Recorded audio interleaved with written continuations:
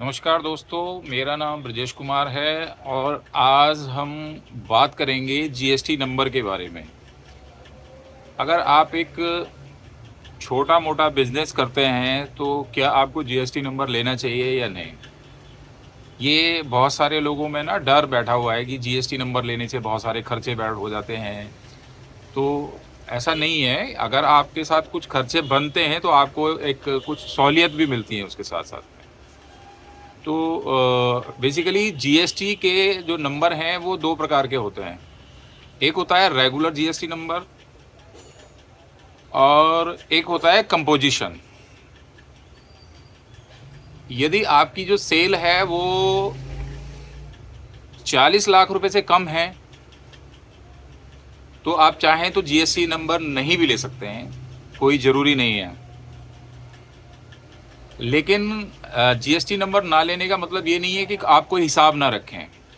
कोई भी डिपार्टमेंट का बंदा आपको इस चीज़ की इंक्वायरी कर सकता है कि आप ये कैसे साबित कर पाएंगे कि आप 40 लाख से नीचे में काम कर रहे हैं। पहली बात तो ये है। दूसरी ये है कि अगर आप जीएसटी नंबर ले लेते हैं तो अगर आपकी 40 लाख से नीचे भी है तो क्या आपको जीएसटी नंबर लेना चाहिए या नहीं। अगर ले लेंगे तो ज़्यादा बेहतर है, इसके आपको काफ़ी सारे बेनिफिट्स भी मिलेंगे। जैसे कि आजकल लोग देख रहे हैं ट्रांजैक्शंस को लेके काफ़ी प्रॉब्लम होती है उनके साथ में। तो ये सब प्रॉब्लम ख़त्म हो जाती हैं। और रही बात, आप इसके हिसाब से डरते हैं कि भाई इसका हम हिसाब किस तरीके से रखेंगे। तो अगर आपका बहुत बड़ा बिजनेस नहीं है तो आप इसमें कंपोजिशन स्कीम भी ले सकते हैं।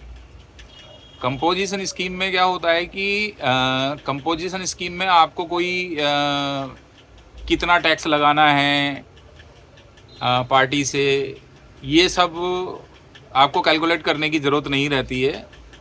इसमें सिर्फ आप जो भी आपके पास टैक्स लग के आया है उसी टैक्स को सेम टैक्स लगा के सामने कस्टमर से आप पैसे ले सकते हैं।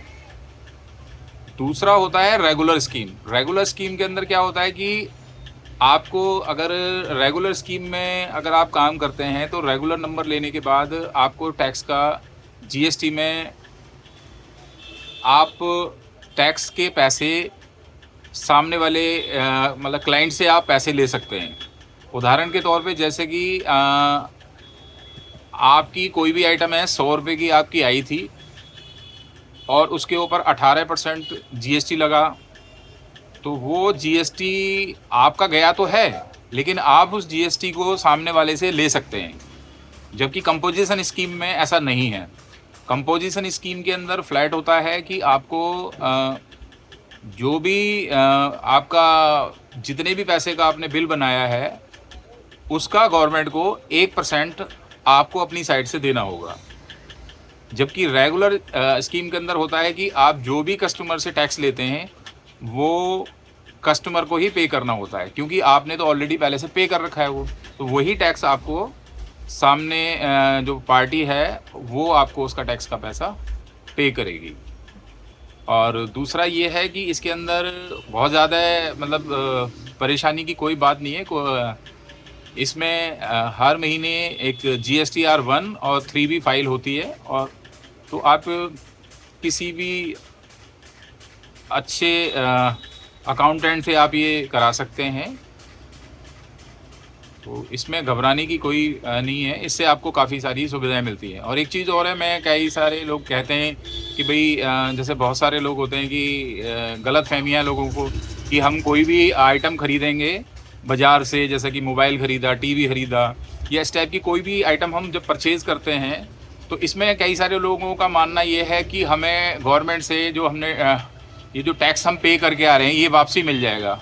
एक्चुअली ऐसा होता नहीं है, क्योंकि टैक्स जो है अगर जो हमने किसी को पे किया है या मोबाइल लिया है, फ्रिज लिया है, जो भी लिया है, उसकी हमें टैक्स में वो एडजस्ट होता है, ना कि वो हमारे कोई बैंक अकाउंट में आता है या कहीं से कोई हमारे को ये नहीं मिलता है। तो ये जो है एक्चुअली ये हमारे जो है जीएसटी पोर्टल पे आपका ये शो करता है और वहाँ पे आपका ये जमा रहता है। तो जब भी कोई आप किसी को सेल करते हैं प्रोडक्ट को कुछ भी, तो ये उसमें से टैक्स का पैसा एडजस्ट हो जाता है। तो इसका यही बेनिफिट होता है, ऐसा नहीं है कि ये पैसे आपको कोई वापस मिलते हैं, वापस कहीं से कुछ नहीं मिलता। धन्यवाद।